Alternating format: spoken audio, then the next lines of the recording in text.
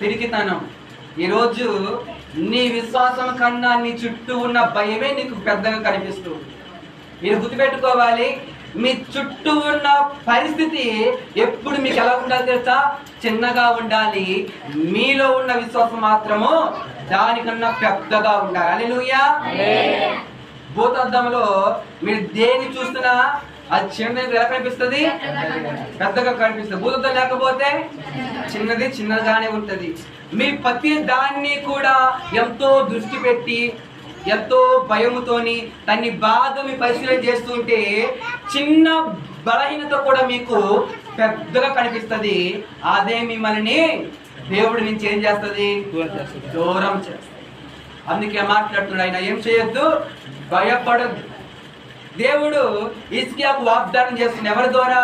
యెషయా అనే భక్తుల ద్వారా వాగ్దానం చేస్తున్నాడు. భయపడద్దు, జీవంగా